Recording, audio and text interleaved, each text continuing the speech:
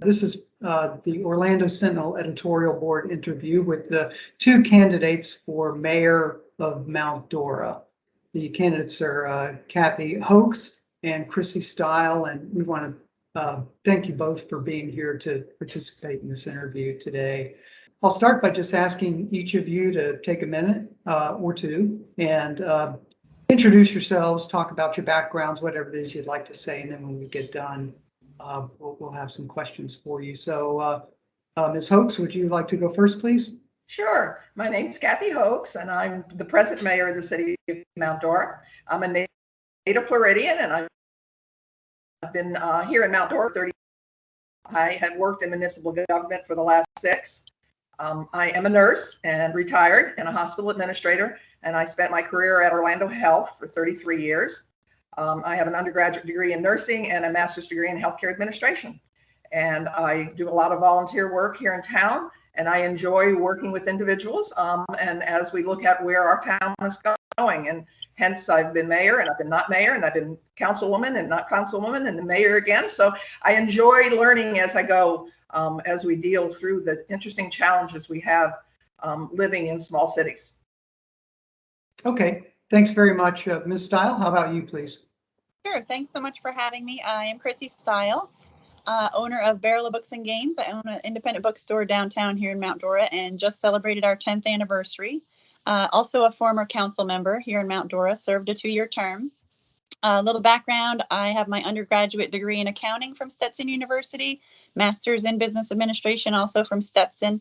And running for mayor, really, there's, as Cathy said, there are a lot of challenges right now and things I can vision myself doing differently here for the city of Mount Dora. So thanks again for having me. Okay, well, thank you both. Appreciate you both keeping that brief.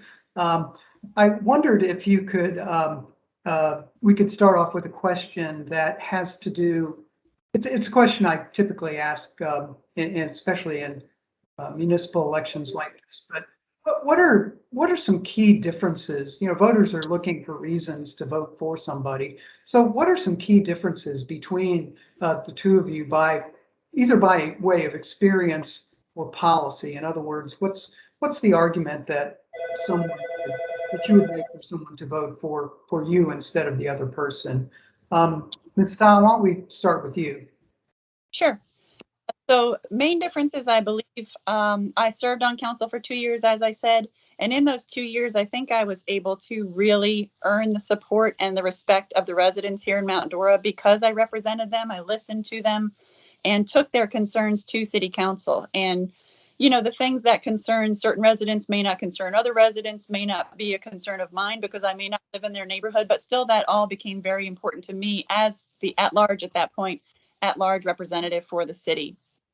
I think there's also, you know, at this point here in Mount Dora, I believe there's some lack of trust on the part of the residents for what's happening up at City Hall. And really, that's probably the main difference that I bring. We've had town hall meetings canceled. We've had things, you know, I've had actually reporters come to my store to ask me for opinions, being just a resident, because they couldn't get an answer out of City Hall. And to me, that's, you know, we talk a lot about transparency. We hear a lot about transparency here in Mount Dora, but it doesn't seem to be coming through. So that for me is a huge difference, as well as, you know, I'm sure you've probably heard or read about our firefighters. The city is looking to cut at least 9 firefighter positions. I was thankfully and humbly endorsed by our firefighters union last week. And, you know, that is because I've gone up there, I've talked with them, I've seen, you know, the morale of our fire department right now is really, really low because, you know, we've got at least 9 firefighters that are now fearful for losing their jobs. And this city has invested so much in those firefighters and training them and educating them to become paramedics. And now we're looking to cut them because, you know, there's a multitude of reasons given, but the bottom line is we've invested in these firefighters. We're at some point going to need them back. So why would we let them go at this point just to have to hire new firefighters someplace down the road when the city does actually begin to grow in such a way that we do need the additional fire station. So there's some things that are happening right now that, you know, if you ask at City Hall, it gets pushed to the back burner. You get a roundabout answer, but that's not what I'm about. It's not what I've ever been about. You'll always get a direct answer. It may not be the solution, the end all be all, but you will get a direct answer and the truth and honesty from me. Okay, thank you. Ms. Hoax, how about you? What's the argument for electing you over Ms. Stile? Well, I have experience, and the thing that has happened, and as I shared with you, I was a mayor in 2013, 2015, and one of the things I've found over the years of being involved in city council is, first off, government moves slow, and there's a lot of factors you have to balance in when you make decisions. But also, very seldom do you, as a mayor, get to complete what you start. It keeps moving on. I had a person say to me one time, it's like, and some of you all probably would appreciate this. It's like moving a football down a field. You get it moved forward, then you have to change directions for a reason, and then you keep moving the project forward. We have a number of projects that are been worked on by my previous council and by the council now. We've had an interesting 22 months, as we all know, with the pandemic and what it did and how we had to look at things and readjust. Ms. Stiles referred to one of them. We relooked at the decision made a couple of years ago to have 3 fire stations. And because the growth wasn't there and because of the slowdown, we don't need 3 fire stations now. So the decision was made back in January to not build a 3rd fire station and to relook at how we would provide those services at the same level, if not better, but through a different way. I think that is what coming off the pandemic is going to position it's going to put us in. And I think it's going to be that group of people that are elected that are going to look at all of the information and say, okay, looks like we need to make a change of what was done previously. Here's the data that supports it. Let's move forward and do it in a way that's supportive, just as we've done when we made the decision that we would not do the 3rd station. We did not need the 12 firefighters. We worked with them. It actually affects about 5 or 6 of them at this point because we didn't fill positions when we knew we would have to relook at it. We're doing the same thing with all our projects because things have changed since the pandemic. People are doing things differently. The cost of supplies, concrete, steel, we're going to have to relook at a lot of things, as all businesses are doing. And that's a big part of it. So I want to move forward, to stay in and complete the jobs we've started. We have tried to be very transparent, but sometimes people don't look at all the details, and we understand that. We have put things out on our website, all the information, so an individual resident can actually look at all the documents, read them, and make their own decision based on the data they're seeing in front of them. That's been produced, that are actually the public documents that are out there. And we put everything out on the website that's asked for, and we try to respond just as quickly when we have the information to give. Ms. Hoax, what do you think is the most urgent issue facing Mount Dora right now that needs to be addressed by whomever is elected mayor this fall?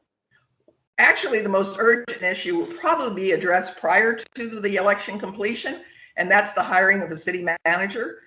We have an interim city manager at this point, and as you all know, the city manager is basically the CEO of the city.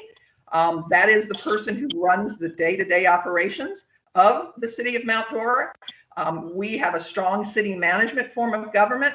The mayor has very specific roles, but the city manager does the day-to-day operations. And he or she, and it'll probably be a he, because right now our short list of candidates are gentlemen, but we're finishing up the final stages of that, and we'll hire a new city manager, and that individual will begin looking at all of the things and what the pandemic has done to have us look and do business differently in the city of Mount Dora.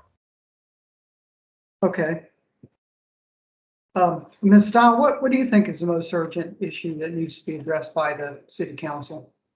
Honestly, I believe it's the budget. So 5 years ago, our budget was around $50 million. Currently, city council is about to approve a budget of $103 million.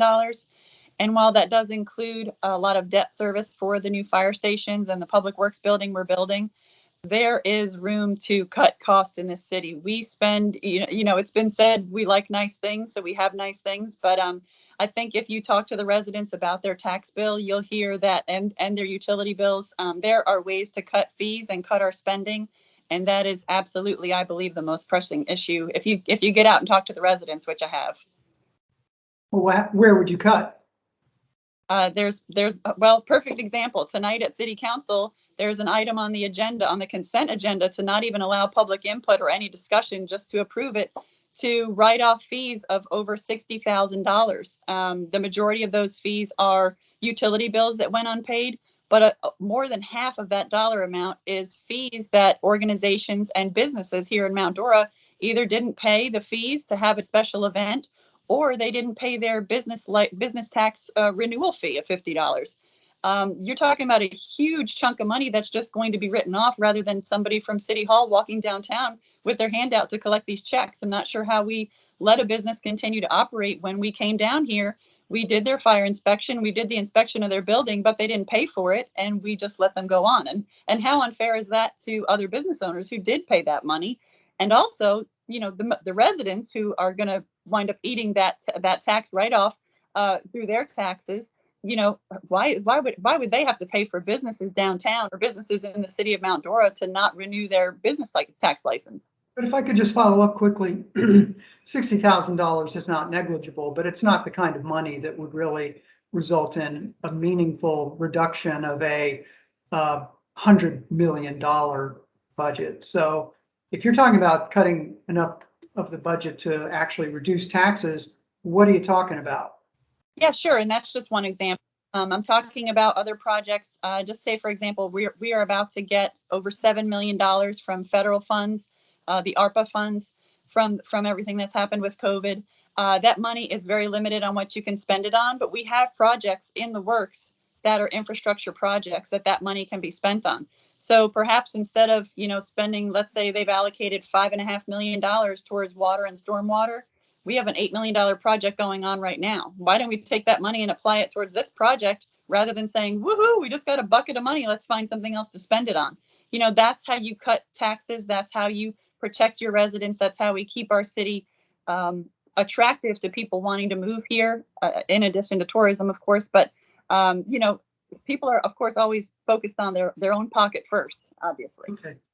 Well, since we spent some time on that answer, Ms. Hoax, I wonder if you could just maybe give your view of the condition of the budget and whether or not it seems to you to be a little bloated. Let me give you a little history also, and then perhaps I can put it into perspective of someone who's sitting there dealing with it. When I left office in 2015, the budget was $45 million.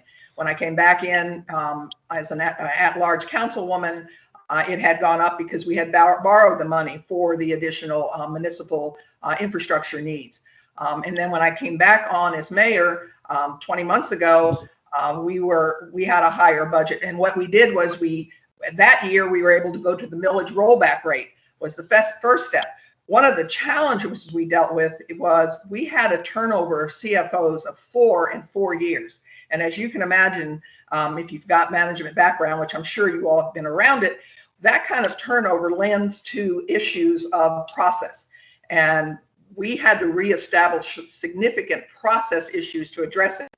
Our new CFO has been with us almost 2 years. He's put in a very definitive process. And actually the fees that Ms. Stiles was referring to were recognized because in the past, individual departments were required to do the actual invoicing.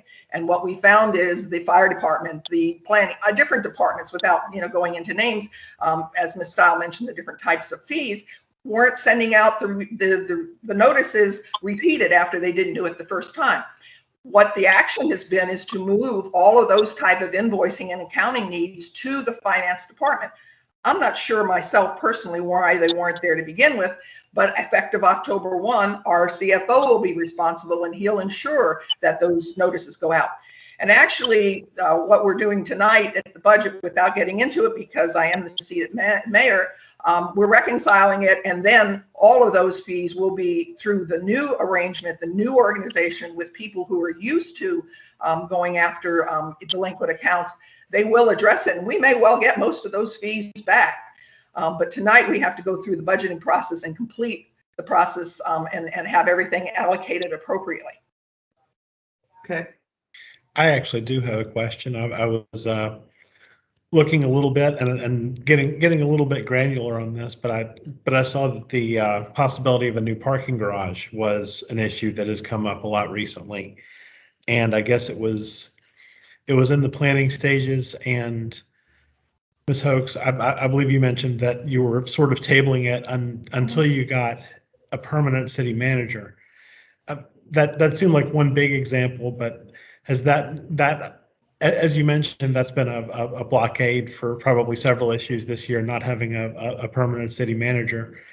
How have been the best ways that you have coped, and what have you been able to accomplish, and what other challenges have you seen with not having a permanent city manager in place?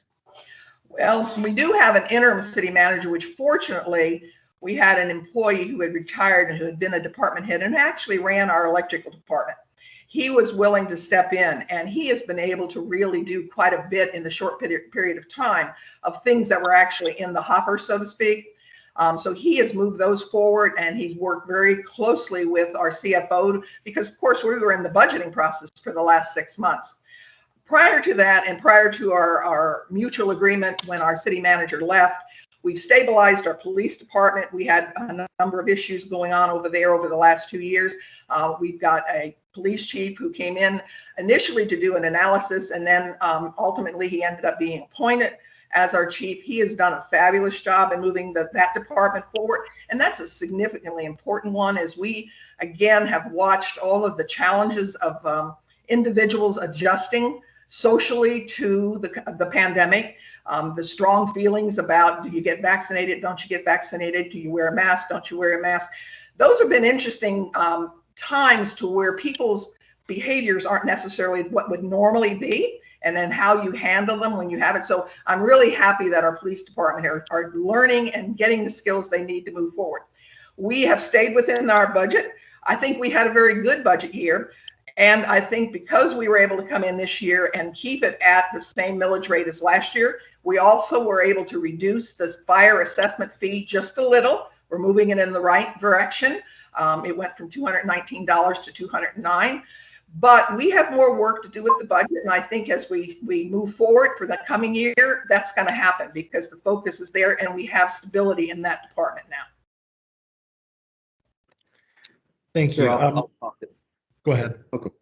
I'm sorry, did Ms. Stiles respond? I didn't. Go ahead. Yeah, Oh, yeah, I'm sorry.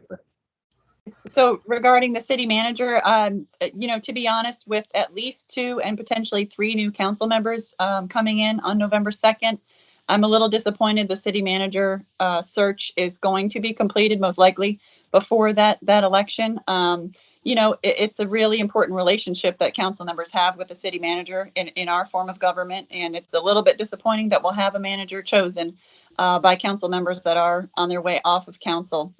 But it is what it is. And, in our city, the city manager plays a huge role. I'm glad that we have this change moving forward, that we will have, a new person in that seat. And hopefully it's somebody who understands the concerns of Mount Dora, understands, as you started off with, Jay, the parking garage, the tremendous issue that parking is. And second to the budget, that is the biggest issue. I don't think it affects every resident as the budget does. Otherwise, I'd have that as my number one issue. Because it has been for decades. And there are ways to tackle that in the very, very short term, not waiting for a parking garage. And hopefully I'll have the opportunity to do that. I was going to ask something about legislative action and preemption. Mayor, we have heard a lot from the League of Cities about frustrations from cities about legislative action that sort of takes your ability to control local cities' own destinies. But one of the things our editorial board has asked is, what have local cities done to express that concern to legislators? So A, I was wondering if legislative preemption is a concern of yours, and B, if so, what you have done to make your concerns clear to your local legislative delegation. It is absolutely a concern to us. And what we were able to do is we have one of our councilmen who is very involved with the Florida League of Cities, actually has chaired a number of the committees, Councilman Ralston, and we have strongly supported him and encouraged him to do just that. We have discussion at the table. He shares with us the information he gets for the different committees and subcommittees he sits on. So he has kept us extremely well informed, in my opinion, and we have stood there with him to be sure to share all of our concerns as each different subject or issue comes up. So we have been very active in that area. And I guess just as a follow-up, do you believe the legislators from Lake County have respected your local control? Yes, I think we have a very good relationship with, or at least I do, with the Lake County commissioners, and we've been able to actually work on a number of interesting projects, even most recently, that I think is going to be in the best interest of not just the city and the county, but definitely our residents. One of them was how to use some of the ARP money, the American Rescue money, and we aligned some of our projects in the city of Mount Dora for utilities with the county, and they're going to be able to purchase some right-of-way for the railroad, and together we'll jointly use it, and we'll be a little further along in our trails pursuit of getting the connection done.